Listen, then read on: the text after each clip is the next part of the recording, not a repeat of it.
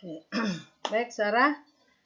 Kita belajar tentang katekisasi reguler. Ini saya akan berikan poin-poinnya aja ya, secara singkat. Ya, semoga tidak lama. Gitu, biar kalian cepat masuk minggu tenang gitu. Ya, katekisasi. Ini ketawa ya, seneng ya. Biar cepat. Ada minggu tenang Bu, lucunya yang jadi lucunya gini Bu, biar cepat tenang kalau udah itu gitu. Iya. Namanya aja Bu minggu tenang, tapi kalau ininya nggak ada yang tenang, semuanya sibuk.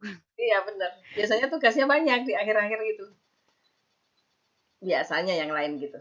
Makanya saya buat strategi beda. Kalau bisa tugas itu di awal-awal segera selesai presentasi, habis itu sudah gitu, tinggal belajar gitu. Nah kalau dosen yang lain saya tidak tahu ya. Mungkin malah di minggu tenang malah tugasnya bertumpuk ya, tak tahu ya. Itu berkat lah.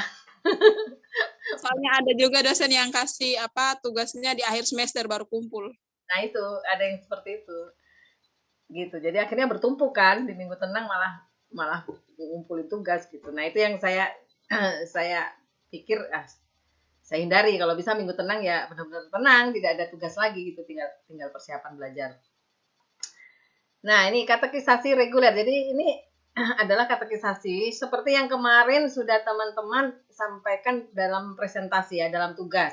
Itu adalah katekisasi reguler, katekisasi yang dilakukan rutin setiap tahun untuk jemaat yang mau, ada dua hal ya, mau peneguhan CD, mengakui iman percayanya secara dewasa, atau yang mau baptis dewasa gitu. Jadi ini adalah mereka yang belum dibaptis waktu kecil atau biasanya adalah dari iman yang lain gitu. Petobat baru lah ya, dari petobat baru yang mau masuk menjadi Kristen. Nah, itu masuk di dalam katekisasi reguler yang rutin diadakan. Seperti ini. Nah, lalu ada namanya katekisasi khusus. Katekisasi khusus itu yang khusus-khusus gitu. Misalnya kemarin sudah kita bahas ya dalam diskusi kita. Saya senang ya kemarin kita cukup asik ya. Banyak pertanyaan, banyak diskusi gitu, ada juga perbedaan pendapat. Nah, ini seperti itu. Saya senang kelas yang seperti itu ya. Jadi interaktif, ada masukan gitu, ada kita belajar banyak hal gitu.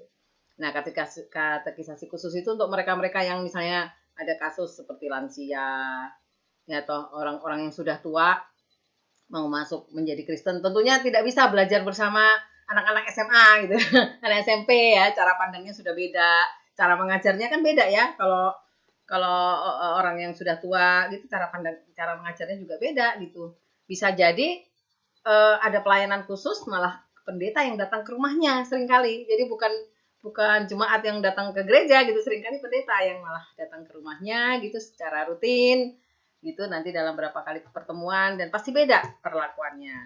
Nah, ada juga yang katekisasi khusus yang mereka yang terburu-buru mau menikah gitu. Jadi di minggu yang lalu gereja kami baru melayani seperti itu ya. Dia di CD dia sudah baptis gitu waktu kecil, lalu dia di CD, tapi katekisasinya kilat. Katekisasi khusus gitu, karena sudah merencanakan pernikahan gitu, mau nikah baru ingat syarat pernikahan kan harus sudah CD ya. Nggak bisa begitu juga, itu semua gereja seperti itu. Kalau di GBI ya jelas harus sudah baptis gitu, pasti harus sudah baptis. Mana bisa belum baptis sudah lalu menikah gitu, seharusnya tidak bisa ya, pasti sudah baptis. Kalau di gereja konservatif ya dia harus menyatakan pengakuan imannya dulu, harus CD dulu baru bisa menerima pemberkatan pernikahan. Nah, itu sering kejadian juga di gereja kami gitu, sudah merencanakan pernikahan gitu, sudah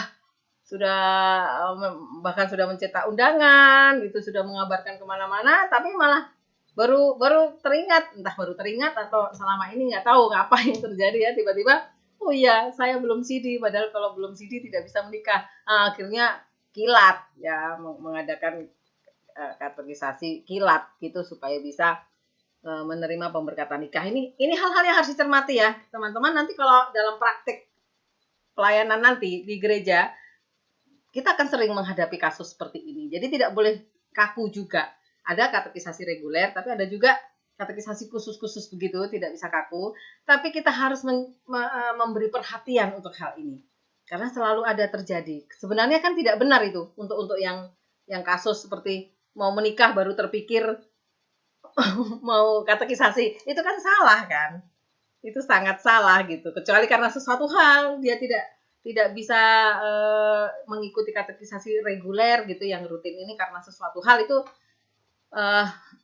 satu masalah tertentu gitu ya, misalnya karena sakit atau karena apalah gitu ya, satu masalah itu masih bisa kita ini kita terima ya. Tapi kalau karena dia mengabaikan, melalaikan, karena malas, nah ini mesti kita beri perhatian khusus gitu. Diusahakan jangan ada yang seperti itu gitu, katekisasi yang mendadak begitu karena misalnya karena mau menikah gitu, kurang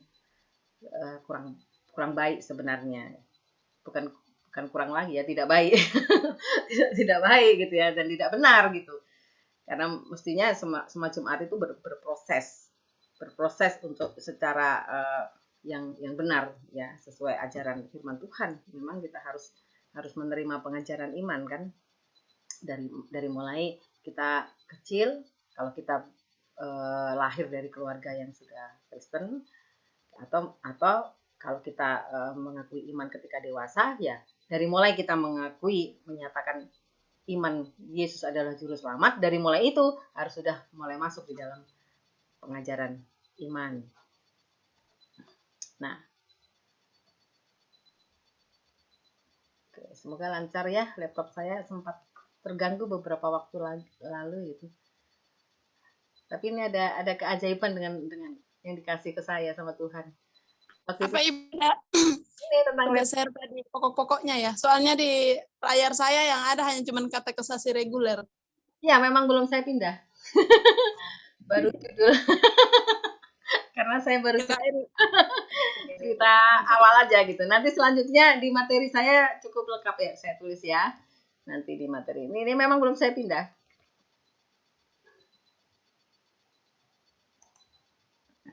Nah, ini baru pindah.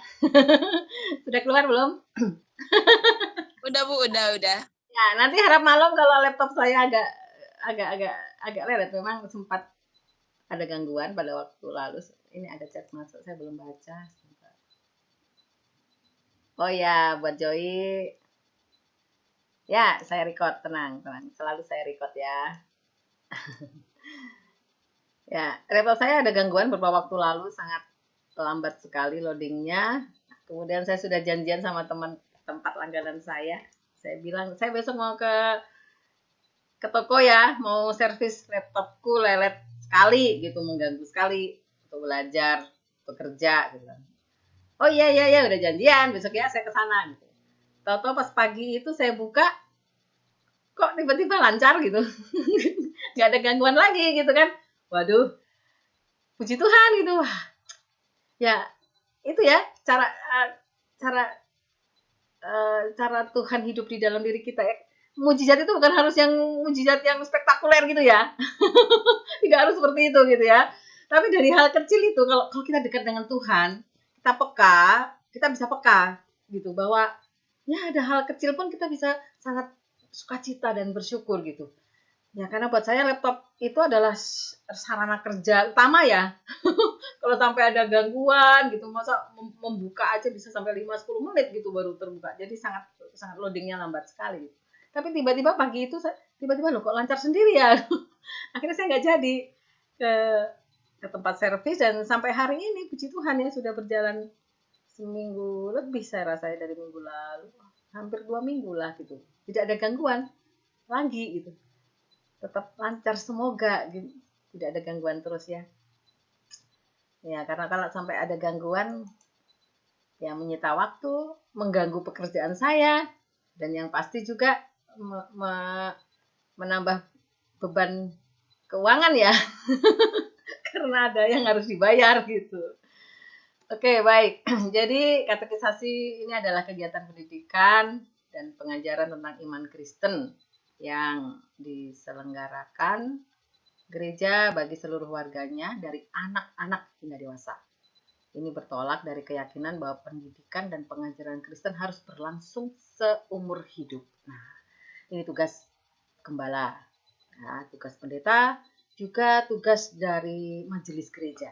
Ya, jadi pelayan gereja bukan hanya pendeta ya, teman-teman, bukan hanya pendeta, bukan hanya pastor, tapi semua orang-orang yang terlibat, terutama majelis gereja, itu juga adalah pelayan yang bertugas untuk menyelenggarakan pendidikan atau pengajaran iman ini. Ya, jadi nanti teman-teman kalau sudah terjun di dalam pelayanan, di situ ada pelayan-pelayan lain atau kalau di tempat kami namanya majelis. Saya tidak tahu kalau di GBI apa namanya ya. Ada majelis atau tidak, saya tidak tahu ya apa namanya. Saya masih ada Bu, majelis sama yakin, majelis laki-laki, diakinnya perempuan. Ya, berarti ada sama ya, hampir sama. Saya rasa semua hampir sama lah namanya majelis ya. Kalau pelayan yang bukan pendeta ya, ada namanya majelis gitu. Bawahnya pendeta. Ya. Jadi majelis ini adalah tangan kanannya pendeta gitu. Jadi teman-teman nanti kalau sudah terjun itu jangan abaikan kalau ada majelis ya, manfaatkan gitu. Manfaatkan majelis itu untuk ikut membantu mengerjakan tugas pelayanan termasuk dalam hal pengajaran ini ya, pengajaran iman gitu. Nah, saya adalah majelis di HKBP dan saya cukup banyak terjun gitu untuk membantu di dalam hal pengajaran iman ini gitu. Sampai banyak hal ya yang saya kerjakan dan memang karena saya berada di Dewan Koinonia tuh, jadi ada 3 ya, teman-teman jangan lupa ada tiga panggilan gereja ya, ada Koinonia, Diakonia dan Marturia. Nah, Koinonia ini yang menangani persekutuan ya, persekutuan gereja dari anak sekolah minggu sampai lansia. Nah, saya berada di situ sehingga saya banyak melakukan pendampingan begitu di dalam persekutuan mereka gitu ya. Kemarin waktu retreat, waktu katekisasi yang remaja yang reguler, mereka mengadakan retreat, saya juga terlibat di situ, terlibat penuh mendampingi. Saya juga mengikuti dari awal sampai akhir, sampai selesai, sampai pembubaran panitia. Itu saya mengikuti seperti itu ya. Jadi itulah tugas majelis ya, membantu pekerjaan pendeta. Jadi Anda jangan sungkan-sungkan gitu. Jangan mengabaikan keberadaan dari majelis ini ya. Bisa bersama-sama gitu melakukan pengajaran. Karena kalau semua ditangani pendeta nggak mampu lah. Jemaatnya banyak, apalagi kalau udah gereja besar ya, seperti gereja kami ini, waduh udah kalau pendeta semua yang menangani ya sudah kewalahan gitu. Kewalahan. Jadi perlu rekan majelis ya, perlu teman-teman lain, perlu teman pelayan yang lain yang bukan pendeta tapi bisa membantu ya, bisa dilibatkan di dalam pengajaran untuk jemaat.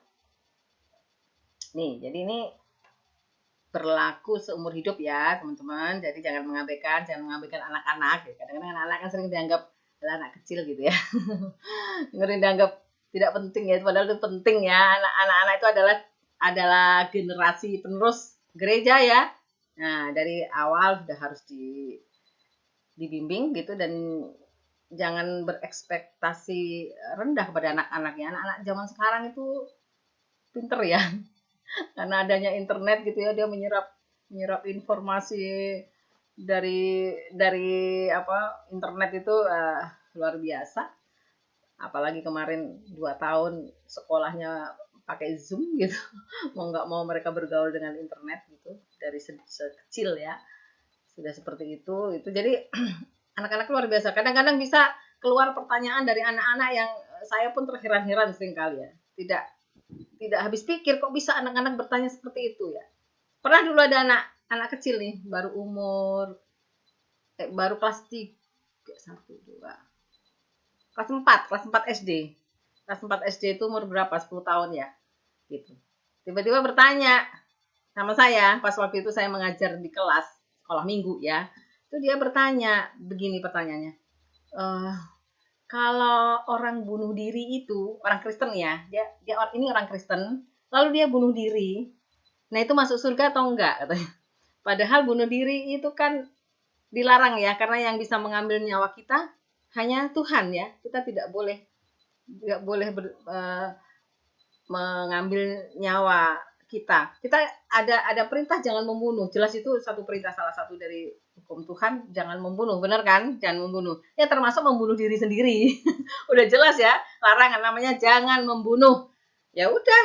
Jadi bukan hanya membunuh orang lain, membunuh diri sendiri juga tentu saja tidak boleh. Itu jelas melanggar perintah. Nah, ada yang bertanya begitu.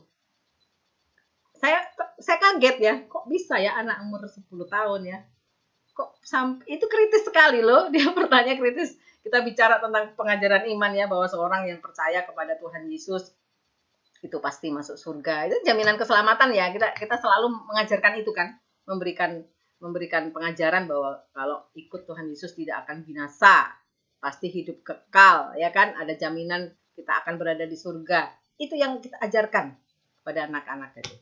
Tiba-tiba dia bertanya, kalau masuk surga, kalau orang bunuh diri itu kan melanggar titah Tuhan toh, jangan membunuh. Nah itu kalau bunuh diri itu dia masuk surga apa enggak? Gitu kan, kematiannya bukan oleh Tuhan gitu. Wah, ini luar biasa ya pertanyaannya ya. Ini kita nggak usah dijawab sini ya. Nanti kita diskusi tentang ini nggak habis belum. Ya. Tapi ini saya mau beritahu ya, bahwa anak-anak jangan anggap enteng gitu ya. Ya, nanti Anda pikirkan sendiri jawabannya ya. Jangan anggap enteng gitu. Jangan anggap enteng anak-anak gitu. Anak kecil itu kritis sekali sekarang ya, karena perkembangan zaman, teknologi begini, dia banyak membuat informasi, dia mungkin pasti melihat berita itu. Ada berita bunuh diri. Orang jemaat kami juga ada. Jemaat kami ada gitu yang seperti itu bunuh diri. itu kan satu yang mengerikan gitu ya. Pasti berita-berita itu kan tersebar ya. Sekarang apa-apa gampang ya, ditaruh di media sosial, tersebar kemana-mana gitu. Jadi bisa juga ya orang Kristen itu bunuh diri. Nah ini ditanyakan anak kecil ya. Jadi jangan remehkan ya teman-teman ya, anak kecil itu bisa membuat kita shock, terkejut dengan pertanyaannya. Ya. Kemudian katekisasi tidak berpusat pada pengetahuan keagamaan. Katekisasi adalah kehidupan itu. Katekisasi melebihi sekedar materi, metode dan teknik. Namun katekisasi adalah pedagogi atau pengajaran iman ini ya, teman-teman. Ini juga hal yang mendasar sekali ya. Katekisasi itu pengajaran iman harus berlangsung seumur hidup. Lalu katekisasi yang walaupun secara reguler mungkin hanya singkat ya yang diberikan, hanya setahun untuk katekisasi reguler ya, yang sifatnya ini adalah formal dari atau kurikulum dari gereja. Ini walaupun dia hanya singkat, tapi itu bukan sekedar persiapan untuk hidup. Jadi salah satunya bukan sekedar persiapan untuk menikah misalnya gitu ya, bukan sekedar persiapan untuk hal-hal yang sifatnya, atau sekedar nanti kan kalau sudah CD kan dapat sertifikat gitu ya. Wah, supaya dapat sertifikat, nanti sertifikatnya dipajang di dinding gitu ya. Bukan sekedar formalitas seperti itu ya, bukan sekedar persiapan untuk apapun, bahkan untuk hal-hal yang sangat penting seperti tadi. Bukan sekedar persiapan untuk menikah, bukan sekedar persiapan untuk nanti kemudian ditulis menjadi jemaat yang dewasa penuh gitu ya. Ya kemarin kita belajar tentang itu ya. Kalau sudah CD dia dinyatakan dewasa secara penuh, dan kemudian dicatat sebagai warga jemaat penuh, sebagai warga jemaat gereja tersebut gitu. Nah, katekisasi melebihi sekedar materi atau metode. Jadi sepintar apapun Anda mempersiapkannya, ya. Tapi kalau itu kalau tidak masuk atau tidak diterapkan di dalam kehidupan sehari-hari, percuma saja gitu. Kalau cuma sekedar pemahaman. Ya. Nah, ini di sini saya tuliskan katekisasi adalah kehidupan itu sendiri gitu. Karena itu sudah berproses dari awal ya, lalu ketika masuk di dalam katekisasi, walaupun hanya singkat saja, itu jangan mindsetnya itu jangan aku mengajar, aku persiapkan metode yang hebat, begini, materinya banyak, kurikulumnya begitu tebal gitu ya. Karena katekisasi kepunyaannya Martin Luther atau Calvin itu tebal bukunya. Tuh kalau sudah tamat buku itu berarti sudah sukses, selesai gitu. Udah dapat sertifikat berarti selesai. Ya, bukan sekedar itu. Jadi bukan sekedar kegiatan yang pastinya, tapi mindsetnya adalah katekisasi itu adalah kehidupan. Jadi Anda sedang mengajarkan kehidupan mengikuti Kristus yang sejati, ya, seperti apa. Dan itu hanya waktu yang hanya singkat, yang tentunya tidak berhenti sampai di situ ya. Mestinya kita udah belajar katekese itu pengajaran seumur hidup ya. Baik, kemudian nah tentang sejarah Anda bisa belajar nanti di belajar sendiri saja ya. Ini mulai kapan gitu? Mulai dari Perjanjian Baru ini sudah jelas, mulai pada saat gereja berdiri. Nah, kemudian di situ sudah mulai ada pengajaran iman ya dari awal berdiri. Memang belum terbentuk pastinya, belum terbentuk secara apa namanya runtut atau pasti belum ada kurikulumnya ya, belum ada, semuanya berjalan begitu rupa gitu. Lalu kemudian mulai dalam perkembangannya terus menerus ini ada pasang surut ya, mulai perkembangannya terus menerus, kemudian mulai ada bentuk-bentuk ya, harus umur sekian, harus ada katekisasi yang reguler ini ya, maksudnya yang pelajaran khusus sebelum dia bisa dibaptiskan. Ya, ini dalam konteks waktu itu kalau di awal-awal jelas dari orang yang belum percaya Kristus menjadi orang yang percaya Kristus. Jadi di luar Kristen kemudian dia menjadi Kristen. Ya, konteks waktu itu tentunya seperti itu ya.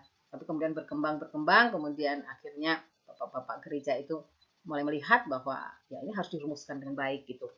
Ya, pasang surut sampai berapa waktunya itu juga mengalami perubahan-perubahan gitu. Sempat waktu itu hanya 2 minggu sudah bisa langsung dibaptis begitu. Lalu kemudian melakukan melalui berbagai macam perjalanan ya dalam gereja itu, kemudian akhirnya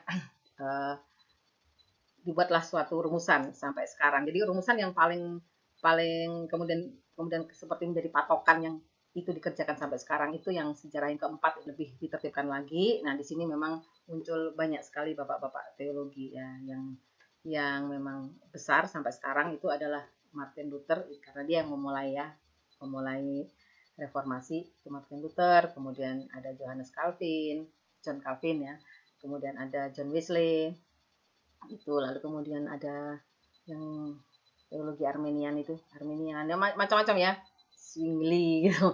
Jadi banyak sekali ya tuh mereka membuat buku-buku terbitan. Jadi saya sudah sampaikan ya di awal, banyak sekali buku-buku katekisasi yang diterbitkan mulai dari masa reformasi gitu. Tapi Martin Luther memang yang menjadi pelopor buku katekisasi pertama ya. Dia menerbitkan buku-buku, lalu kemudian ada bapak-bapak gereja yang melanjutkan itu gitu dan membuat berbagai macam buku-buku atau berbagai macam pola pengajaran, juga metode yang disesuaikan dengan kondisi ya, disesuaikan dengan gereja masing-masing gitu. Jadi akhirnya banyak gereja yang punya buku-buku sendiri gitu ya, buku kurikulum sendiri gitu, termasuk AKBP gitu. Kalau AKBP punya buku-buku kurikulum sendiri, tapi kalau untuk katekisasi gereja kami masih memakai katekisasinya Martin Luther sampai sekarang ya. Jadi teologi Martin Luther yang banyak kami pakai, yang kami ajarkan gitu. Nah, itu pun juga ada beberapa hal yang ditambahkan, seperti misalnya tentang budaya gitu. Tentang budaya ya, kita sedikit ada ajarkan gitu ya tentang budaya Batak gitu kan, karena itu namanya pun gereja Batak gitu. Walaupun gereja kami sebenarnya HKBP ini juga sudah gereja yang inklusif ya, yang terbuka gitu. Jadi kalaupun bukan orang Batak tapi mau menjadi jemaat di HKBP itu boleh saja, boleh, terbuka sekali ya. Jadi di gereja kami juga ada juga dari suku-suku yang lain gitu menjadi jemaat gitu. Bahkan pelayan-pelayan juga ada guru sekolah minggu ataupun mahasiswa ya, pemuda yang mendapat menjadi pendamping remaja gitu. Itu ada yang bukan orang Batak gitu. Karena dia perantauan ya, datang ke Jogja, kemudian dia ikut di dalam ibadah gereja HKBP, kemudian dia tertarik melayani, dia bergabung dengan kami gitu. Jadi ada juga yang dari gereja lain, bahkan dari suku lain gitu. Ya. Dari suku lain yang menjadi pelayan. Jadi kita tidak menutup itu, tidak menutup ini gereja Batak harus orang Batak gitu. Tidak ya. Jadi HKBP sudah menjadi gereja yang terbuka, yang inklusif. Nah, kemudian ada zaman seni Belanda gitu, dan zaman gitu. Jadi teman-teman baca sendiri saja ya, itu di bab 6. Nah, jenis katekisasi ada seperti ini ya, ada katekisasi keluarga, katekisasi sekolah, juga ada katekisasi gereja ya. Nah, jadi katekisasi keluarga ini adalah katekisasi yang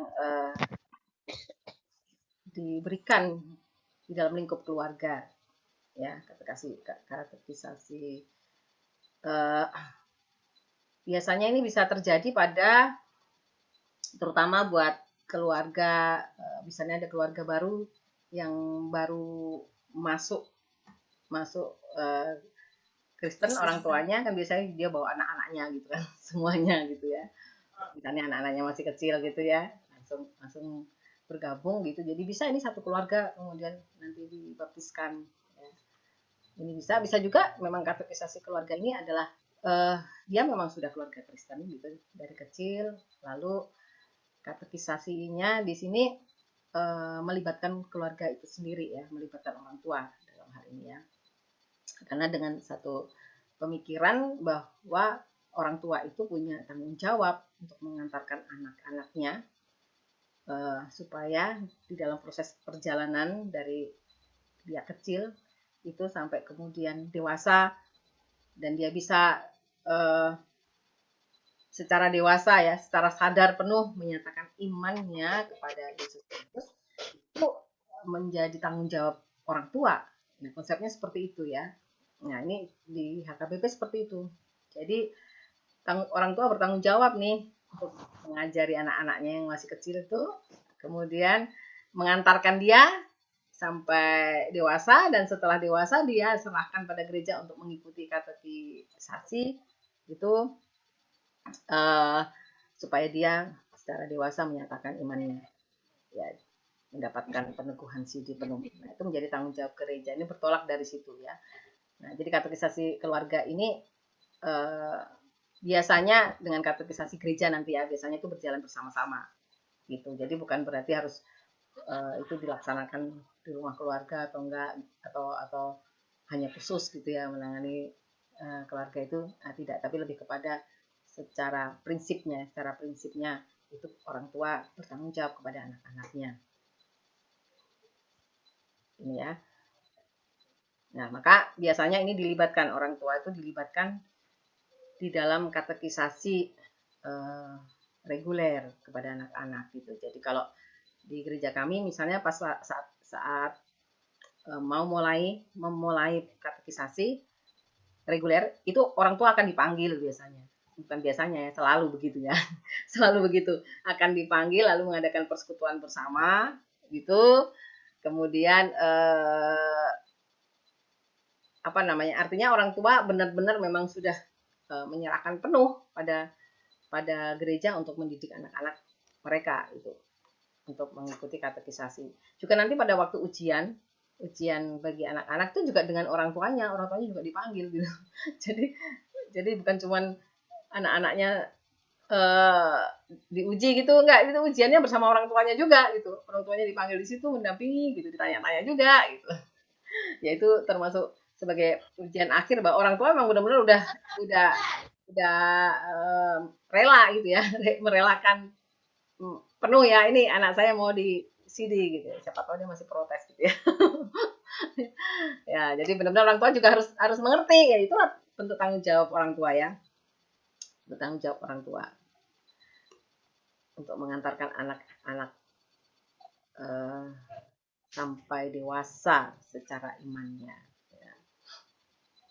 Kemudian ada katekisasi sekolah, itu katekisasi yang diadakan di sekolah. Jadi ini benar-benar katekisasinya diadakan di sekolah. Kalau yang ini ya, katekisasi. Kalau yang keluarga tadi bisa memang katekisasinya diadakan bagi keluarga tertentu.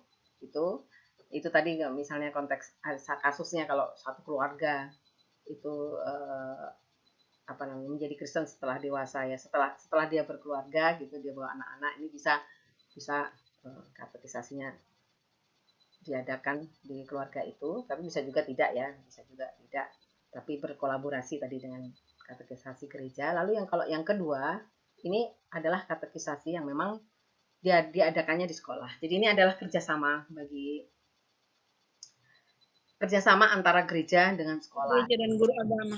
Ya, dengan guru agama gitu. Jadi penting sekali ya bekerja sama dengan sekolah dengan guru agama gitu. Ya. Jadi diadakan di sekolah dan biasanya nanti yang mengajar juga guru agama. Gitu.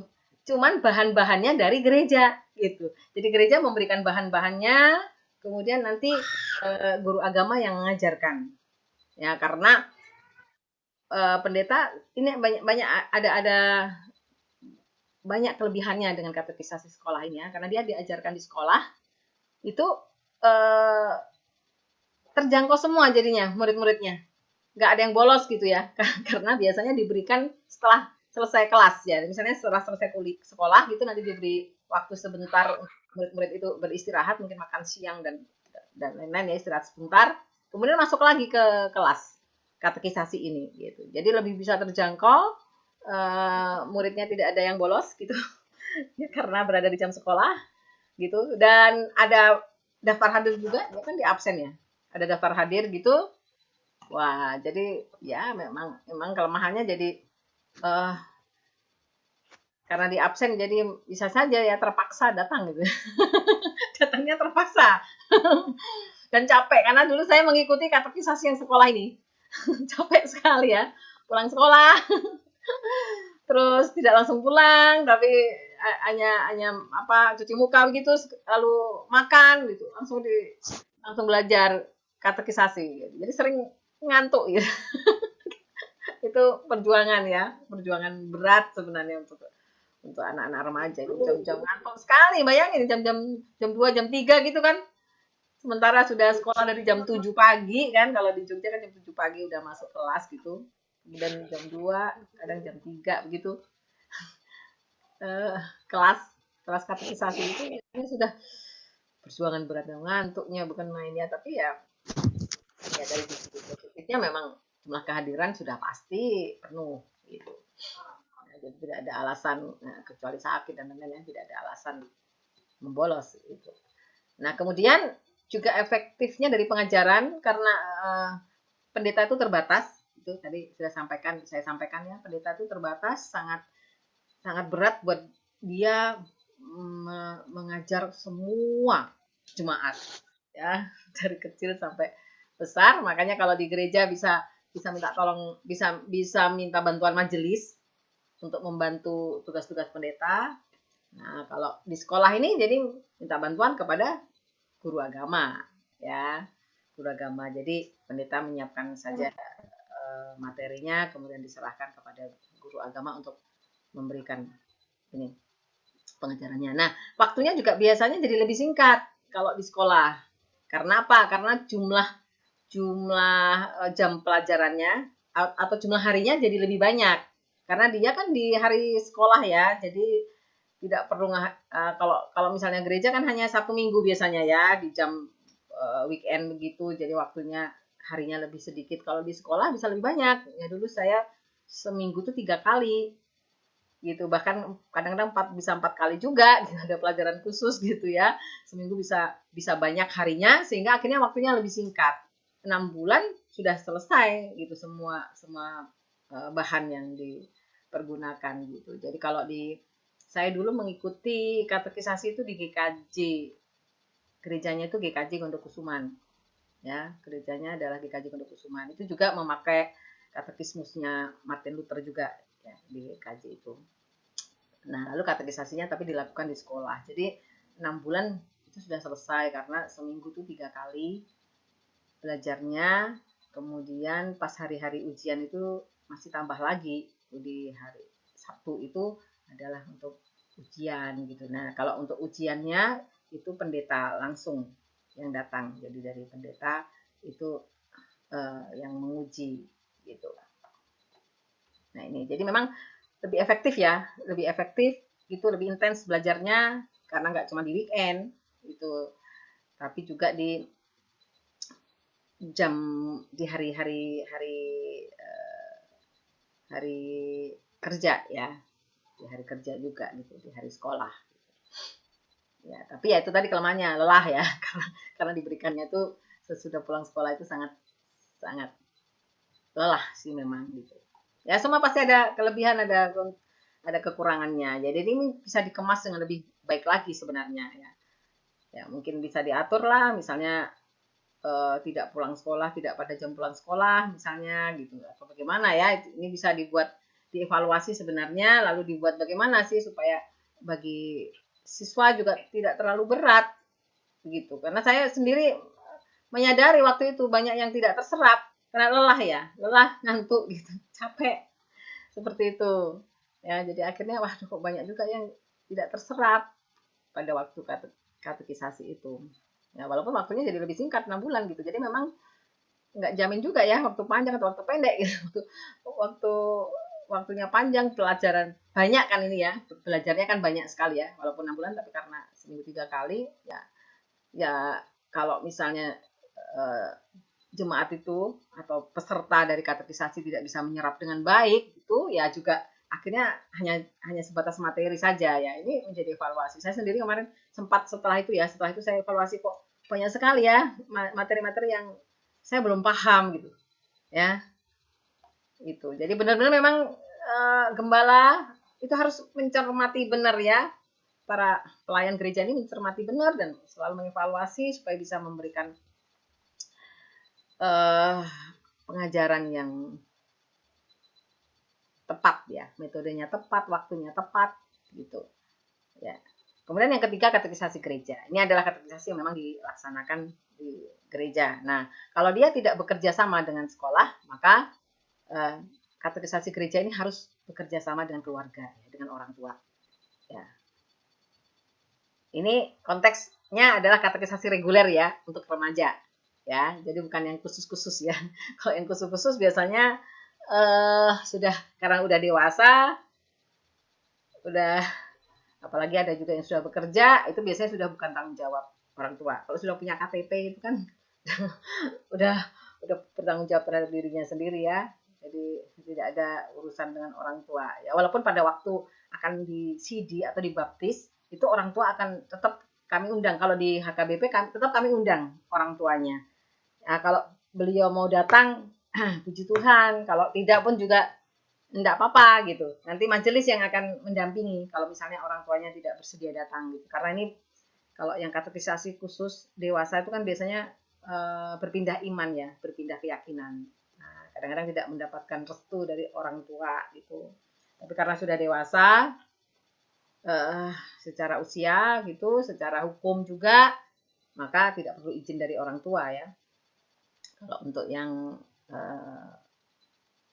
katekisasi dewasa tadi yang khusus tadi gitu. Jadi kalau kami seperti itu, jadi tetap orang tuanya diundang gitu. Kalau ternyata tidak mau datang, ya sudah majelis yang mendampingi jemaat yang akan CD atau akan baptis. Nah ini gereja ya. Jadi katekisasi gereja saya rasa harus untuk karena itu untuk anak remaja ya harus melibatkan orang tua. Ya. Lalu sangat baik untuk ada semacam retreat gitu ya. Jadi gereja kami kemarin mengadakan retreat gitu untuk khusus untuk pelajar CD ini gitu. Diadakan retreat gitu, ternyata baik sekali ya responnya, respon mereka juga baik. Sangat senang, sukacita, apalagi sudah 2 tahun hanya ketemu online terus gitu kan. Katekisasinya kan juga online kemarin gitu, online kan. Udah baru beberapa bulan terakhir aja baru bisa katekisasinya secara tatap muka di gereja. Sebelumnya kan online terus gitu.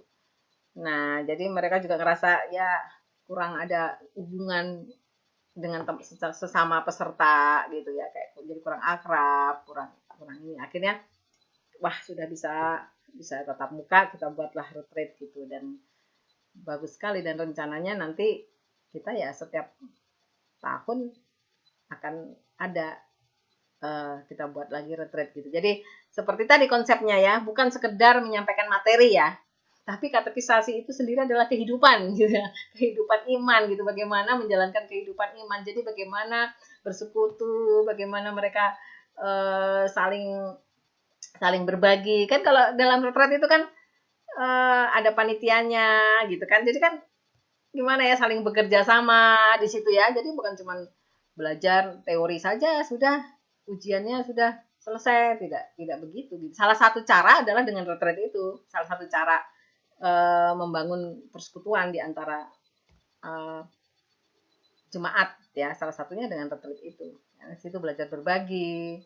Terus nanti mereka satu kamar tuh tidur berapa orang, itu kan belajar mengerti gitu ya. Ya siapa tahu ada yang misalnya yang apa, ngorok. Kalau tidur ngoroknya misalnya begitu ya, ngoroknya kenceng ya, itu belajar memahami gitu, makan bersama.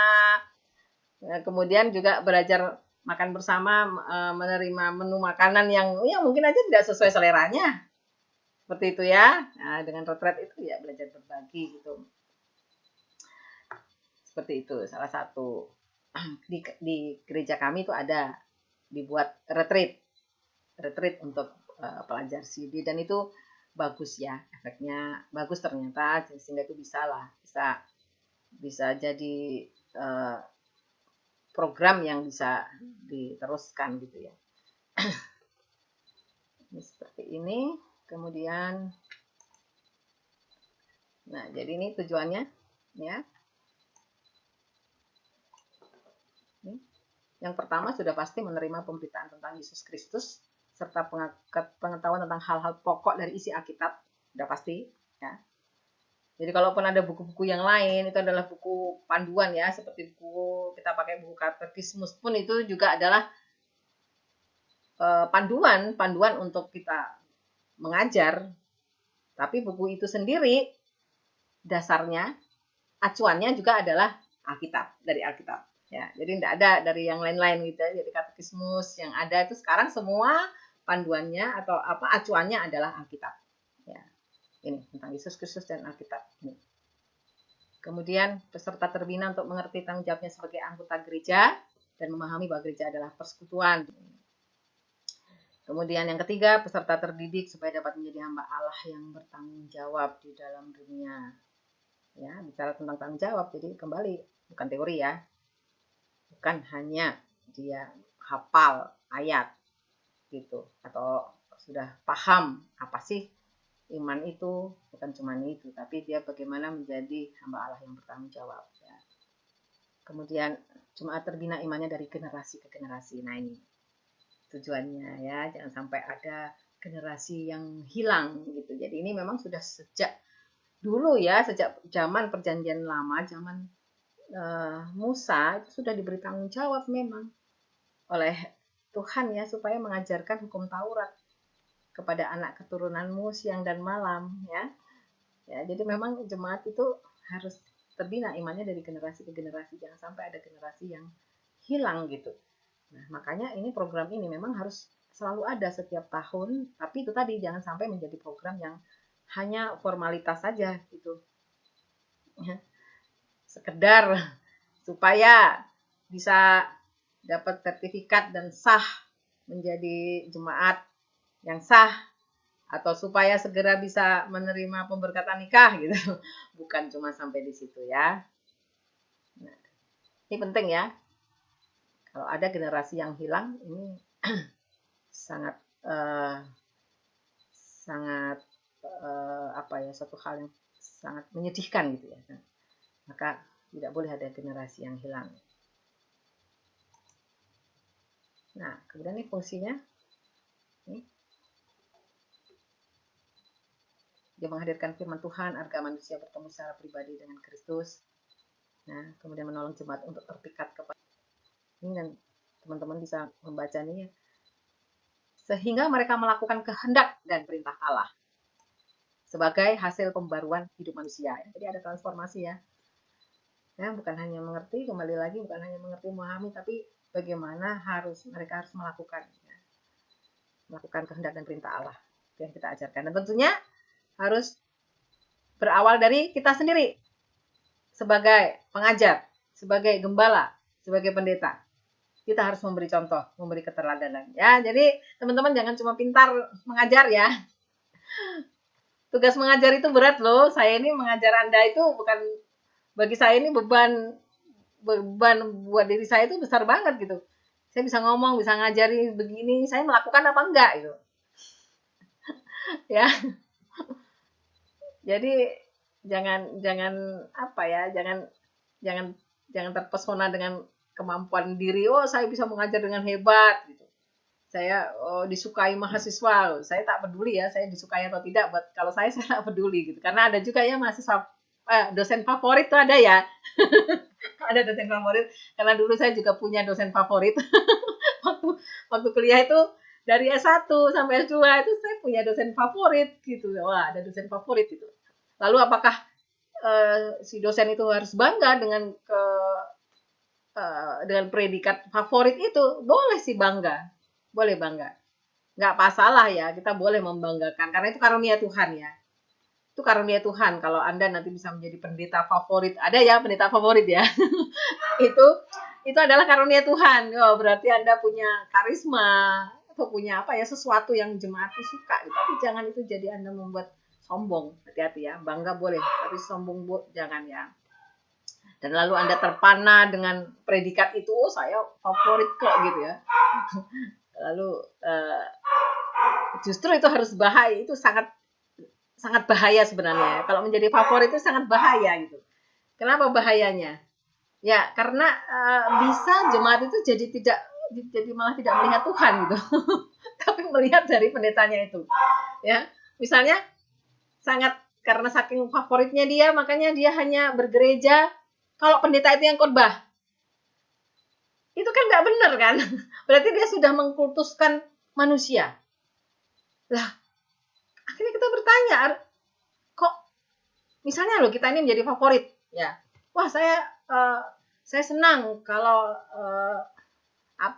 Prilly misalnya nanti menjadi pendeta favorit. Akhirnya jemaat itu saya mau datang kalau Prilly yang berkhotbah gitu. Akhirnya dia lihat siapa? Prilly-nya kan. Nah, itu bagi Prilly justru harus menjadi koreksi. Jangan malah bangga atau apalagi sombong gitu. Itu malah bisa jadi jebakan iblis ya. Batu sandungan. Iya, jadi batu sandungan, malah jadi jebakan iblis karena waduh, pilih-pilih lah, kamu mau mendengarkan firman Tuhan atau mendengarkan saya yang berkhotbah, itu kan. Kalau kita jemaat itu datang mau beribadah, itu adalah untuk mendengarkan firman Tuhan, untuk berjumpa dengan Tuhan. Nah, ini kan yang nomor 1 ini ya, dia punya manfaat menghadirkan firman Tuhan agar bertemu secara pribadi dengan Kristus gitu. Ya, jemaat itu datang ke gereja untuk mendengarkan firman Tuhan, untuk bertemu dengan Tuhan. Jemaat ikut katekisasi, remaja ikut katekisasi juga untuk supaya belajar bertemu dengan Tuhan gitu. Bagaimana mempunyai hubungan pribadi dengan Tuhan, kan itu diajarkan ya. Ya, bagaimana dia terpikat dengan Allah gitu ya. Terpikat dengan Tuhan gitu, bukan terpikat dengan pendetanya gitu. Nanti pilih-pilih dia pas remajanya, wah pas pendeta ini seneng semangat gitu datang gitu. Giliran yang pendeta ini, aduh kok yang ini saya nggak suka. Nah, hati-hati ya teman-teman ya, kalau Anda menjadi favorit itu buat saya tuh malah bahaya itu. Jadi kalau ganti pendetanya ganti, jadi dia nggak bisa mendengarkan firman Tuhan, nah kan sudah nggak benar kan, gitu. Jadi harus hati-hati itu jebakan iblis ya, jebakan iblis itu untuk membuat kita menjadi jatuh gitu. Ya, walaupun kita bersyukur, ya saya bersyukur kalau misalnya nih ada yang menjadikan saya dosen favorit, oh puji Tuhan, saya bersyukur, ya. Bersyukur, tapi itu sekaligus juga menjadi peringatan sebenarnya buat saya, hati-hati jangan terlena gitu ya. Bisa-bisa saya jatuh, bisa-bisa juga jemaat gitu atau mahasiswa juga jatuh gitu dengan karena sudah mengkultuskan seseorang ya, bukan lagi Tuhan jadinya di situ ya. Nih, kemudian yang nomor 3 adalah membangun pertumbuhan gereja. Jelas. Kemudian yang keempat, menolong jemaat untuk merasakan pemeliharaan Allah sehingga tumbuh hati yang mengasihi dan melayani Allah. Nah, ini ya, melayani Allah ya. Jadi di dalam katekisasi juga harus ada pelajaran tentang melayani. Bagaimana Anda bukan hanya sekedar mengerti dan memahami gitu. Kalau Anda mengasihi Allah, ya Anda harus memberikan diri Anda untuk melayaninya. Itu harus ditekankan sekali ya. Itu. Nah, makanya sering ada diberi tugas-tugas sering kali ya. Ini salah satu caranya ya dalam metodenya, nanti ya bisa diberi tugas-tugas tertentu gitu. Supaya awalnya mungkin itu menjadi kewajiban. Tidak apa-apa ya awalnya diberi tugas untuk melayani, itu kan bisa awalnya memang terasanya kan, wah ini menjadi kewajiban, kok jadi kewajiban ya gitu. Tidak apa-apa mulai dari situ. Tapi kemudian ditekankan bahwa melayani Allah itu adalah tanggung jawab ya, bukan beban ya. Justru itu kepercayaan yang luar biasa, itu justru anugerah ya. Ketika kita mendapat bagian di dalam melayani, itu kan anugerah sebenarnya, kan berarti kita dipercaya melakukan sesuatu ya, karena kita punya talenta tertentu ya, itu anugerah ya. Ini tugas kita ya, tugas para pengajar untuk memberikan pengertian pada peserta atau pada jemaat bahwa melayani itu bukan beban, tapi justru itu adalah anugerah, kepercayaan yang diberikan Tuhan pada jemaat. Nah, kemudian menolong jemaat yang keempat, yang kelima, yang menolong jemaat untuk iman. Nah, ini ya, jadi ini bisa menjadi metode di dalam kelas ya, supaya di dalam kelas itu bisa ada interaksi gitu, ada kelompok-kelompok diskusi. Ya, salah satunya juga retreat ya. Di dalam retreat itu banyak waktu ya. Ada waktu untuk mereka saling berbagi pengalaman gitu. Kemudian yang keenam, memperlengkapi jemaat untuk hidup bertumbuh di dalam hubungan dengan Allah sehingga menjadi tanda kehadiran kerajaan Allah. Lalu yang ketujuh, ini fungsinya memperlengkapi jemaat untuk memiliki kehidupan yang mencerminkan karakter Kristus. Nih. Nah, pelajaran tentang karakter Kristus ini yang pelajaran yang menurut saya ini paling berat ya. Ini paling berat ya. Tugas Anda ini kan menjadikan jemaat itu hidup seperti karakter Kristus atau serupa dengan bagaimana cara Kristus hidup ya. Ini pelajaran yang sangat berat gitu. Ya, dan Anda harus memberikan contoh terlebih dahulu. Itu juga yang membuat ini sangat berat gitu. Ya, kalau cuma membuat kurikulum, oh karakter Kristus seperti ini, itu buah roh ya. Ada 9 buah roh, kasih, sukacita, damai sejahtera, dan kemudian yang ke-9 itu yang paling berat itu apa? Penguasaan diri ya. Itu yang paling berat. Ya. Nah, kita harus terus-menerus belajar untuk kita sendiri juga harus menjadi hamba Tuhan yang mencerminkan karakter Kristus ya. Karena kalau tidak kita sendiri tidak berusaha ya, tidak berusaha menumbuhkan diri kita yang mencerminkan karakter Kristus, nanti akan jadi batu sandungan juga gitu. Ya. Ya, misalnya ya banyak contoh lah ya, misalnya penguasaan diri misalnya, tentang penguasaan diri kan. Kemudian kita mengajarkan salah satu penguasaan diri itu misalnya belajar untuk sabar ya, bisa menahan emosi, tidak pemarah. Itu penguasaan diri ya, belajar untuk tidak cepat marah gitu ya, menguasai emosi. Tapi kita ternyata pribadi yang cepat marah gitu ya, tidak bisa menguasai emosi kita. Nah, apalagi misalnya gosip membicarakan orang lain gitu kan. Seperti itu ya. Kita mengajari untuk jangan suka bergosip ya gitu. Ternyata mereka mendapati, wah ternyata itu kalau sudah ketemu sama pendeta ngomongin orang lain. Seperti itu. Jadi memang tidak mudah ya, tidak mudah. Saya bilang bukan tidak mudah lagi, sangat sulit ya, sangat sulit menjadi pribadi yang berkarakter Kristus gitu. Nah, makanya proses belajar tidak pernah berhenti ya. Ya, proses belajar seumur hidup itu berlaku buat kita juga ya, buat kita sendiri ya. Jadi jangan kita menyuruh ini belajarlah seumur hidup, lalu kita enggak, justru pengajar itu harus lebih keras lagi berjuang gitu, lebih keras lagi belajar seumur hidupnya gitu. Ya, karena kita mengajari jemaat untuk belajar seumur hidup, maka kita juga harus berjuang lebih keras lagi untuk belajar seumur hidup. Ya. Oke. Nah, apa sih unsur-unsur katekisasi? Nih. Nih, ada katekis, itu pengajar, ini ke istilah-istilah ya. Nih, ini bisa pendeta, pastor, penatua atau majelis gereja, bisa guru agama Kristen yang memiliki kompetensi dalam pelayanan katekisasi. Ya. Itu bisa juga orang tua ya, bisa juga orang tua. Kalau misalnya ini ada orang tua yang punya memiliki kompetensi untuk pelayanan katekisasi, bisa juga dilibatkan. Ya. Hanya saya tidak memasukkan memang di dalam materi ini karena biasanya katekisasi itu ini seperti ini ya, pengajarnya, katekis namanya, pengajarnya itu adalah pendeta, penatua atau majelis dan guru agama. Pada umumnya seperti itu. Jadi memang sangat jarang melibatkan di luar yang tiga ini. Ya. Tapi apabila ada hal-hal tertentu, misalnya ada hal-hal khusus, kita lihat jemaat yang memang memiliki kompetensi untuk pelayanan katekisasi, tidak ada salahnya dilibatkan. Gitu. Nah, kemudian ini tugas-tugasnya adalah ini ya. Nih, mengadakan pertemuan dengan orang tua, kemudian kunjungan ke rumah-rumah. Oke. Ini lanjut aja, saya tidak usah panjang-panjang di sini. Nah, ini dua kategori peserta katekisasi. Yang kedua, unsur yang kedua adalah katekumen. Katekumen itu adalah peserta katekisasi. Ini istilah ya. Ini istilah ya yang digunakan di dalam katekisasi. Nah, ada dua kategori tadi, adalah jemaat, itu warga gereja atau orang Kristen yang sedari kecil. Kemudian yang kedua adalah petobat baru, orang yang menjadi Kristen ketika telah dewasa.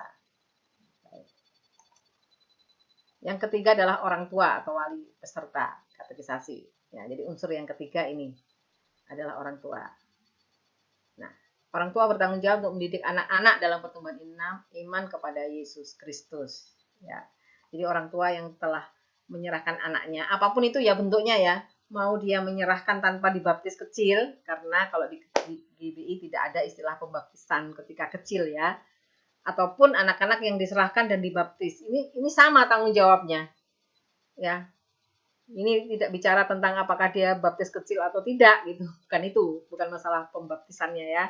Ya, tapi orang tua memang bertanggung jawab untuk mendidik anak-anak mereka ya dalam pertumbuhan iman kepada Yesus Kristus.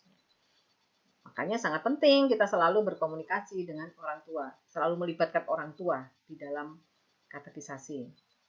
Nih. Terlebih kepada anak-anak yang mungkin ada kekhususan ya. Misalnya kita mendapati ada anak-anak yang ini kok sepertinya tidak konsentrasi atau apa. Ada juga anak yang depresi misalnya gitu ya. Ya, jadi mesti tahu ya, sebagai pengajar itu mesti tahu kondisi anak-anak seperti apa. Lalu diskusikan dengan orang tua, ya diajak berkomunikasi. Misalnya kita mendapati ada peserta yang agak misalnya kok kelakuannya ini suka usilnya berlebihan seperti itu ya, kita bisa lapor kepada orang tua. Jadi memang harus ya, menurut saya ini bukan himbauan ya, menurut saya ini harus melibatkan orang tua, mengingat mereka ini katekisasi yang reguler ini kan adalah remaja, ada yang masih SMP, SMA ya, jangankan SMA, yang sudah kuliah pun, yang sudah mahasiswa pun masih ada yang masih mencari jati diri itu ada, belum menemukan jati diri ada gitu, apalagi anak SMP dan SMA ya, maka harus melibatkan orang tua. Kemudian unsur yang sudah ya, jadi 3 itu aja ya unsurnya ya, 3 ya, itu aja. Kemudian berikutnya materinya, ini materinya. Nah, nomor 1 Alkitab, sudah jelas ya. Alkitab adalah firman Allah, bukan sekedar buku yang berisi atau mengandung firman Allah. Sumbernya adalah Alkitab. Kita boleh memakai buku apa saja, mau bukunya Martin Luther silakan, mau bukunya yang dibuat sendiri gitu, atau Anda sendiri mungkin akan membuat buku atau membuat kurikulum sendiri ya, silakan, tapi sumber utama acuannya adalah Alkitab. Nih. Jadi jangan pakai yang lain-lain ya selain yang Alkitab. Nah, yang lain-lain itu adalah hanya pelengkap. Misalnya metode mengajar, nggak apa-apa untuk berkreasi ya. Gitu. Itu adalah pelengkap. Sama seperti kemarin kita retreat, kita ada outbound. Nah, outbound kita juga bukan orang Kristen, kita pakai outbound, tim outbound dari luar yang kita bayar, itu outbound umum gitu, orang Kristen gitu. Tapi tetap sumbernya Alkitab. Jadi kita minta waktu itu buatlah outbound yang nyambung dengan pelajaran iman gitu. Ya, misalnya tentang kemarin itu tentang teamwork. Ya, teamwork kan nyambung itu. Ada di dalam Alkitab pun mengajarkan tentang itu. Tentang teamwork atau tentang apa ya, komunikasi yang baik. Nah, seperti itu ya. Gitu. Jadi bukan cuma juga sekedar main-main gitu. Main-main selesai ya, itu juga outbound itu salah satu juga untuk refreshing ya, ada permainan, ada games gitu, tapi kita tetap usahakan gamesnya yang bermakna yang Alkitab pun mengajarkan itu hal itu. Nah, jadi bukan sembarangan games yang tujuannya nanti menyimpang dari Alkitab ya, acuannya adalah Alkitab. Nah, meliputi ini ya, meliputi perjanjian lama, perjanjian baru. Jadi Anda harus memperkenalkan ini, walaupun singkat, secara singkat ya, karena waktunya singkat. Jadi apa itu perjanjian lama, hubungannya dengan perjanjian baru apa, lalu peranan Alkitab bagi hidup Kristen. Ya, ini peranan yang poin ketiga ini penting banget ya, peranannya. Ya, Alkitab jangan hanya sekedar dihafal, diketahui gitu, tapi bagaimana Alkitab itu memiliki peranan, dia menjadi pedoman hidup orang Kristen. Itu. Baik. Kemudian pokok iman Kristen yang kedua adalah pokok iman Kristen. Ini ada 5 hal ini ya yang menjadi pengajaran iman yang paling mendasar untuk diajarkan. Nah, yang lain-lain adalah bisa Anda tambahkan bila perlu, misalnya tentang budaya, kalau itu gereja Batak ya, misalnya, atau bisa juga tentang etika atau juga tentang kearifan lokal, budaya lokal gitu, misalnya apa namanya, bagaimana kalau kita tinggal di satu misalnya di Jawa lah ya, di Jawa atau di Jogja. Nah, maka kita perlu juga mengerti tentang kearifan lokal kota Jogja gitu. Seperti itu ya. Nah, ini, tapi 5 inilah yang jadi pokok iman. Ini yang saya pengen tuliskan di bab yang ke-7 tapi belum selesai ya. Itu saya mau memberi contoh apa isi dari katekismusnya Martin Luther, hanya sebagai contoh ya, isinya seperti itu, jadi itu bisa menjadi panduan gitu. Dan itu semua acuannya adalah Alkitab. Ini seperti ini pokok imannya, 10 titah Allah tentang hukum Taurat. Lalu ada pengakuan iman rasuli. Ini berhubungan dengan Trinitas ya. Mengakui 3 pribadi, ada Allah Bapa, ada Allah Anak, yaitu Yesus Kristus, dan ada Allah Roh Kudus ya. Ya. Ini penting ya, pengakuan iman rasuli ini, karena banyak orang yang bingung ya tentang Trinitas ini ya. Kan kita juga banyak sekali diserang, katanya kita punya 3 Allah gitu.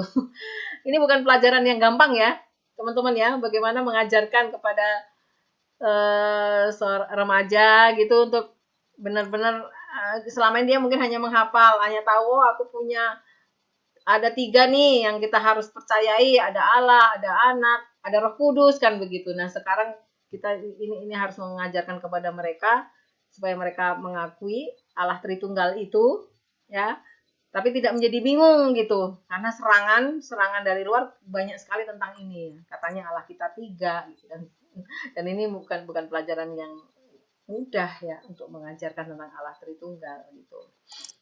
Ya. Kemudian mengajarkan doa Bapa Kami, ini adalah doa dasar, doa yang paling dasar diajarkan oleh Tuhan Yesus gitu. Nah, jadi ini nanti bisa berkembang ya. Misalnya ada banyak gereja, terutama gereja modern seperti GBI atau karismatik, doa Bapa Kami itu hampir sudah tidak pernah diucapkan gitu. Tapi menurut saya ini perlu diajarkan itu supaya mengerti apa sih sebenarnya isi doa yang benar gitu. Ya dari doa Bapa Kami ini ya. Jadi akhirnya walaupun nanti ini tidak menjadi doa lagi, tidak menjadi doa yang diucapkan setiap minggu atau dalam setiap pertemuan gitu, tetapi isi daripada doa itu adalah seperti yang diajarkan oleh Tuhan Yesus. ini dalam sekali ya, dan lengkap sekali. Apa sih seharusnya yang kita ucapkan gitu? Memang kita boleh mengucapkan doa dengan isi hati kita, karena Tuhan juga mengajarkan keluarkan saja isi hatimu gitu. Mintalah, kan berarti kan itu adalah yang sesuai dengan isi hati kita kan, kita mau mengucapkan apa saja gitu. Tapi doa Bapa kami ini mengajarkan apa sih seharusnya yang didoakan, yang kita doakan di dalam setiap kali kita berdoa. Nah, ini ya. Di sini ada ucapan syukur, ada pujian, lalu urutan dari doa itu pun jelas ya gitu. Ada apa dulu sih kalau kita bertemu dengan Tuhan yang kita ucapkan pertama itu apa sih gitu. Nah, ini diajarkan di doa Bapa kami ya. Bapa kami yang di surga itu menunjukkan tempat Allah di tempat yang tertinggi ya, keberadaan Allah. Oh, Allah ada di surga. Dikuduskanlah namamu. Ini menunjukkan posisi Allah ya, yang kudus gitu. Posisi Allah yang kudus, yang mulia di tempat yang tertinggi. Ya, kemudian apa? Datanglah kerajaanmu, ya kan? Menunjukkan kedaulatan Allah. Ya, Allah adalah raja. Jadilah kehendakmu, menunjukkan juga kemutlakan kuasa Allah gitu. Bukan kehendak kita yang terjadi ya. Jadi teman-teman kalau mendalami doa Bapa kami itu akhirnya itu teman-teman akan tahu walaupun kita bicara dengan bahasa kita sendiri, tapi isi dari doa itu ternyata bukan cuma minta ya kan. Jadi seringkali kita minta gitu ya. Padahal doa Bapa kami itu mengajarkan nomor satu itu justru adalah memuliakan Tuhan dulu, bersyukur, kemudian menyadari tentang kedaulatan Allah, kemutlakan kuasa dan kehendak Allah gitu. Ya kan, datanglah jadilah kehendakmu di bumi seperti di surga. Berikanlah pada hari ini makanan kami yang secukupnya. Itu berarti mengajarkan apa? Mengajarkan kita itu kalau minta ya secukupnya gitu. Itu mengajarkan nggak berlebihan gitu. Kadang-kadang kita minta yang terlalu banyak ternyata kita minta ya. Bukan yang secukupnya lagi gitu ya. Dia ternyata mengajarkan kalau kita berdoa ya kita minta yang cukup gitu. Ya. Tapi semua sudah langsung di awal kan, jadilah kehendakmu itu yang di awal ya. Berarti ketika kita mengucapkan sesuatu kita sudah meletakkan dasar bahwa apapun yang kita sampaikan itu tetap berpulang kepada kehendak Allah gitu. Jadi bukan kehendak kita sendiri. Ini kemudian ada sakramen baptisan, sakramen perjamuan kudus. Nah, ini diajarkan ini tentu saja sesuai dengan pola gereja masing-masing ya. Seperti apa? Ini yang pokok iman. Nah, bisa dikembangkan sendiri ya. Nah, 10 titah Allah ini nanti, kalau 10 titah Allah ini nanti perkembangannya akan ke hukum kasih. Karena hukum kasih itu adalah penggenapan dari hukum Taurat. Ya. Hukum kasih itu adalah penggenapan dari hukum Taurat. Nah, jadi kalau bicara tentang hukum Taurat, itu akhirnya masuk ke hukum kasih. Ini menjadi alasan ya, kenapa gereja konservatif masih mengajarkan tentang 10 titah Allah atau hukum Taurat. Ya, karena ini nanti digenapi dengan hukum kasih. Jadi teologinya begini, bagaimana dia mengerti hukum kasih lebih dalam kalau dia tidak mengerti hukum Taurat gitu. Teologinya seperti itu, ya kan? Ini kan perjanjian lama nih, ada di perjanjian lama. Lalu perjanjian baru itu menggenapi perjanjian lama. Ini kan tadi pelajaran yang pertama tadi ya, diperkenalkan perjanjian lama dan perjanjian baru. Nah, hukum Taurat ini diberikan di perjanjian lama. Kemudian digenapi oleh Tuhan Yesus di dalam hukum kasih. Nah, bagaimana kita belajar mengerti hukum kasih kalau kita tidak mengerti hukum Taurat? Itu konsepnya, konsep teologinya. Gitu. Itu sebabnya kenapa gereja konservatif masih terus memakai hukum Taurat ini dan terus dibacakan. Gitu. Karena kita tidak mau meninggalkan perjanjian lama. Perjanjian lama dan perjanjian baru itu satu ya, jadi jangan dihilangkan ya. Udah Yesus ada, nggak penting lagi perjanjian lama. Kenapa kitab kita masih ada perjanjian lama? Kalau memang nggak penting lagi ya udah perjanjian baru aja setelah Yesus saja, kan tidak demikian gitu. Itu udah jadi satu kesatuan ya. Alkitab kita ada perjanjian lama, ada perjanjian baru karena itu sambung gitu sampai kepada perjanjian lama itu dimulai dari sampai kepada perjanjian baru itu dimulai dari perjanjian lama. Itu makanya kita tidak hilangkan ini hukum Taurat ini.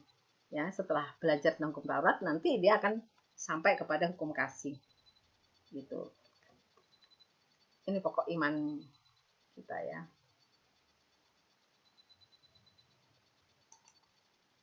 Nah, habis.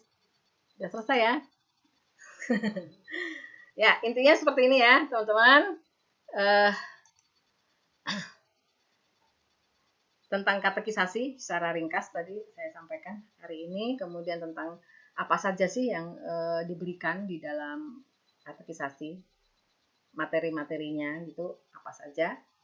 Itu yang saya berikan ini adalah yang biasa dipakai di gereja konservatif. Itu seperti HKBP, GKJ, dan gereja yang kemarin diteliti Aprilia itu gereja GKS ya, Aprilia. Iya. Nah, seperti jadi GPIB, GKI, nah itu adalah kelompok-kelompok gereja konservatif yang masih menggunakan katekismus yang diterbitkan oleh, kalau nggak Martin Luther, Calvin, lalu ada lagi gereja konservatif yang lain misalnya seperti Metodis, GKN. Nah, GKN itu menggunakan pengajaran dari John Wesley gitu. Nah, itu yang diajarkan itu ya pokok materi-materi yang diajarkan gitu. Jadi pokok-pokok iman yang diajarkan itu adalah meliputi itu, dan semuanya ada teologinya gitu. Nah, ini adalah gambaran saja mengenai nanti bentuknya seperti apa untuk gereja-gereja modern itu sekarang ini, apa yang diajarkan itu tidak masalah gitu. Jadi yang saya ajarkan di sini adalah contoh pokok-pokok iman yang diajarkan di gereja konservatif. Jadi kalau bila dengan teologinya tadi sudah saya sampaikan, kenapa sih kok masih mengajarkan perjanjian lama gitu ya? Kenapa sih nggak hanya perjanjian baru aja gitu? Kenapa sih masih mengajarkan hukum Taurat itu? Nah, seperti itu ya teologinya. Kemudian untuk gereja-gereja teman-teman yang melayani nanti di gereja modern itu bisa mengadopsi ya. Misalnya ada oh iya ternyata perlu ya diajarkan, silahkan gitu, dengan bentuk yang berbeda silahkan gitu. Ya, kalaupun tidak juga silahkan, karena setiap gereja punya dogma masing-masing ya, ada doktrinnya sendiri, tapi yang pasti kembali kepada Alkitab. Ya itu ya, kuncinya acuannya pokoknya kepada Alkitab. Itu tidak bisa tentang lagi kalau sudah soal itu ya. Lalu percaya pada Yesus, kepada Allah Tritunggal, itu juga menjadi dasar pokok. Kalau itu harus ya, tentang pengakuan iman yang pengakuan percaya pada Allah Tritunggal itu sudah pasti harus. Kalau ada gereja yang ada salah satu saja tidak mengakui, itu perlu dipertanyakan, benar apa enggak nih gereja ini ya. Nah gitu. Kalau hal-hal yang lain misalnya mau ngajar budaya, tambahan-tambahan yang lain itu sih terserah masing-masing gereja, silahkan ya. Lalu metodenya tadi ya, kalau di gereja modern saat ini karismatik misalnya kan biasanya mereka cepat ya, tidak terlalu lama. Yang penting dibaptis dulu, itu juga tidak masalah, bukan masalah waktunya ya. Tapi memang punya tanggung jawab setelah dibaptiskan, terus bagaimana gitu. Kalau kemudian dibaptiskan, lalu nggak lama kemudian hilang, lalu kembali lagi ke ajarannya semula, ke keyakinan semula. Nah, ini kan juga menjadi tanggung jawab bagi gembala gitu. Ya.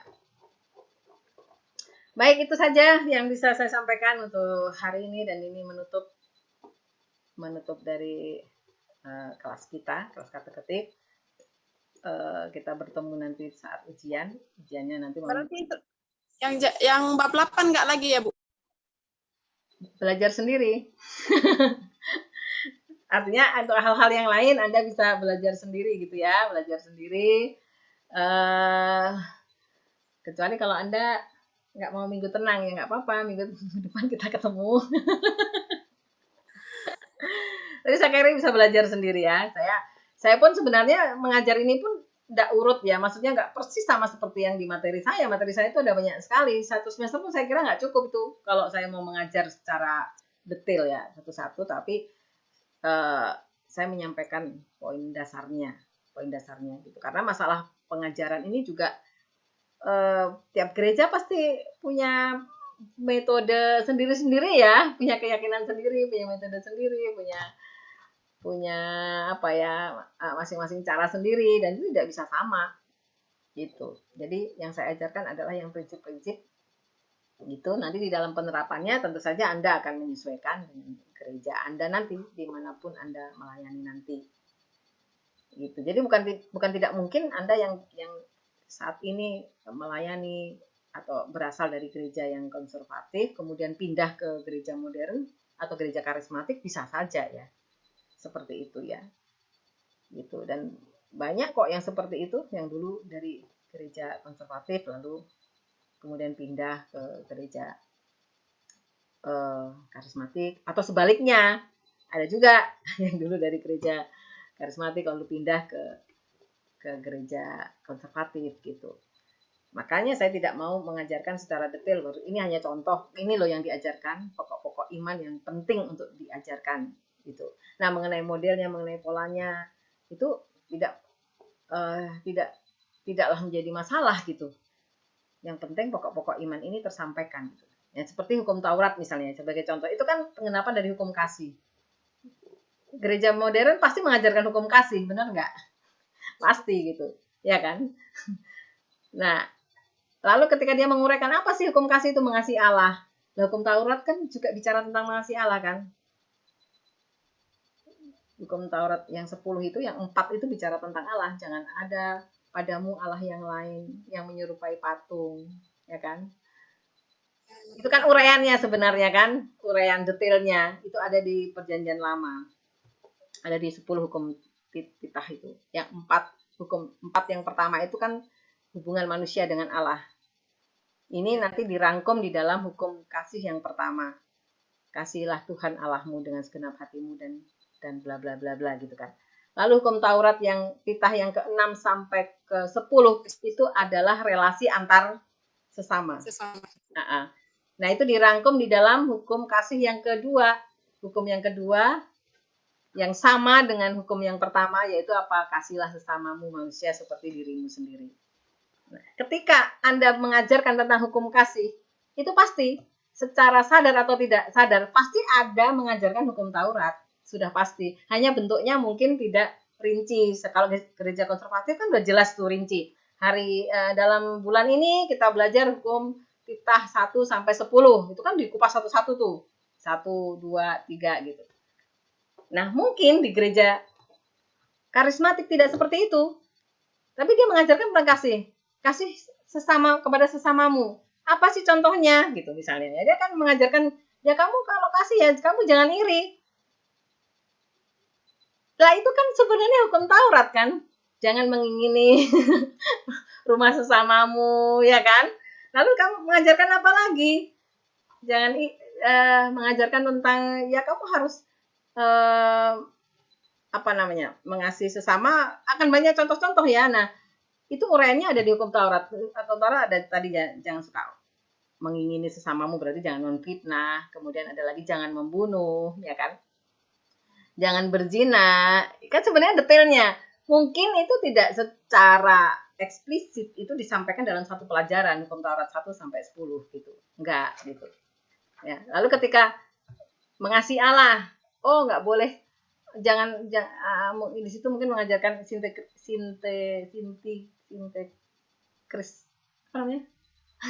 jadi lupa sinkretisme ya. Jadi menduakan Allah gitu ya. Menduakan Allah. Jangan ada jimat-jimat, bener nggak ya? Jangan pakai jimat-jimat. Lah itu kan hukum Taurat kedua kan? Gitu. Jangan menyamakan, jangan membuat patung, jangan membuat. Nah, itu kan hukum Taurat kedua gitu. Jadi saya merasa yakin setiap kali mengajarkan hukum kasih, itu sebenarnya secara tidak langsung dia akan mengajarkan juga hukum Taurat, tapi tidak secara rinci atau secara terang-terang secara eksplisit gitu disampaikan, ini hukum Taurat 1 sampai 10 gitu ya. Nah, itu. Jadi ini kan masalah metode gitu. Tapi kalau menurut teman-teman ini baik dilakukan, bagus juga ya dilakukan ya sebelum belajar hukum kasih ya belajar dulu hukum Taurat rinci. Jadi lebih enak memang alurnya ya. Nah, ini yang teologi dari gereja konservatif seperti ini gitu. Sebelum nyampe ke hukum kasih ya belajar dulu perjanjian lamanya. oh ini seperti ini, kemudian digenapi hukum kasih. Itu teologinya.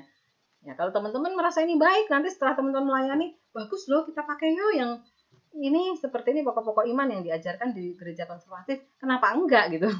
Ini kan masalah metode pengajaran dan teologinya, alurnya kan, alurnya. Sebelum belajar perjanjian baru ya alurnya dari perjanjian lama dulu ke perjanjian baru. Nah, hukum Taurat kan seperti itu alurnya. Hukum Taurat diajarkan, itu diberikan kepada Musa, kemudian itu digenapi oleh Tuhan Yesus Kristus menjadi hukum kasih. Gitu. Jadi secara metode pun ini akan lebih enak kan belajarnya kan. Oh iya ya, belajar ini selesai kemudian belajar hukum kasih di perjanjian lama. Alurnya itu lebih enak. Ini silahkan ya, ini teologi masing-masing gereja bagaimana gitu. Jadi, itu saja ya yang bisa saya sampaikan, waktunya juga udah habis sih. Udah 9:39. Tidak terasa. Baik, terima kasih untuk kebersamaan kita di sepanjang satu semester. Saya minta maaf kalau ada kesalahan-kesalahan gitu. Terima kasih saya sudah mendengarkan suara saya yang sangat tidak merdu. Karena saya menyadari suara saya tidak merdu. Gitu. Kemudian hal-hal yang lain yang tidak saya sampaikan di kelas silahkan belajar sendiri gitu. Jadi bahan ujian nanti belum tentu hanya yang saya sampaikan di kelas, bisa juga dari materi-materi yang Anda baca sendiri. Seperti itu. Baik, itu saja dari saya. Mungkin tidak bertemu lagi karena nanti ujiannya saya rasa masih online, berarti ujiannya nanti pakai Google Form ya. Artinya kalau pakai Google Form berarti kan enak, kalian bisa open book. Silakan, tetapi ya kalau ujian model Google Form itu akan banyak penerapan ya. Saya akan banyak penerapan, jadi kalau nggak cuma teori, pasti akan banyak penerapan gitu. Jadi mungkin akan jawabannya panjang gitu. Bisa jadi ya. Sebenarnya saya bingung dengan ujian Google Form ini gimana ya. Ya. Oke, baik. Itu saja. Ada pertanyaan dari teman-teman? Kalau tidak ada, kita tutup. Kalau saya cukup jelas, Bu. Ya, baik. Selamat mempersiapkan ujian. Berarti kita ujian nanti tanggal 17 ya. Sesuai dengan jadwal kita saja ya. Kita ujian tanggal 17. Oke, persiapkan diri baik-baik. Kemudian usahakan ya perangkat. Bagaimana ya, memang kendalanya di sinyal gitu. Tapi nanti kita berkomunikasi lah. Ya, kadang-kadang sudah membuat soal tapi ketika dikirim ternyata loading muter-muter terus gitu ya, muter-muter terus nggak terkirim Bu gitu. Nggak apa-apa, nanti kita berkomunikasi ya. Oke, baik. Untuk menutup ini mungkin saya minta Prilly boleh berdoa untuk kelas kita. Ya, baik. Mari kita satu di dalam doa. Kita berdoa. Segala puji dan syukur bagi-Mu ya Tuhan, kami limpahkan di hadapan hadirat-Mu. Terima kasih Tuhan telah menuntun kami dari awal pembelajaran kami, pelajaran kata ketik, hingga berakhir dengan baik ya Tuhan. Ya Tuhan, kiranya apapun yang kami pelajari, yang diberikan oleh Ibu dosen kami ya Tuhan, kiranya menjadi bekal buat kami ke depannya ya Tuhan. Dan persiapkanlah hati kami sebagai mahasiswa ya Tuhan untuk mempersiapkan ujian, untuk mengevaluasi ulang apa yang telah kami pelajari ya Tuhan. Ya Tuhan, Allah Bapa kami dalam kerajaan surga, kami berdoa juga buat teman kami yang tidak bersama dengan kami di kelas Zoom ini, apapun keadaannya, kami serahkan ke tangan pengasihan-Mu Tuhan. Biarlah kami akan bertemu di kelas Zoom ujian nanti dengan baik ya Tuhan. Berkati juga Ibu dosen kami ya Tuhan yang telah mengajar kepada kami Tuhan, berikan dia kesehatan, berkati seluruh pekerjaannya ya Tuhan, apapun yang menjadi pergumulan kehidupan rumah tangganya ya Tuhan, Tuhan berikan jalan keluar ya Tuhan. Ya Tuhan, ini doa dan harapan kami, ampuni akan setiap dosa pelanggaran kami, di dalam nama anak-Mu Yesus Kristus, Bapa dan Juru Selamat kami. Haleluya, puji Tuhan. Amin. Terima kasih Bu. Tuhan Yesus berkati. Terima kasih Bu, Tuhan Yesus memberkati. Ibu, Yesus memberkati. Shalom. Halo.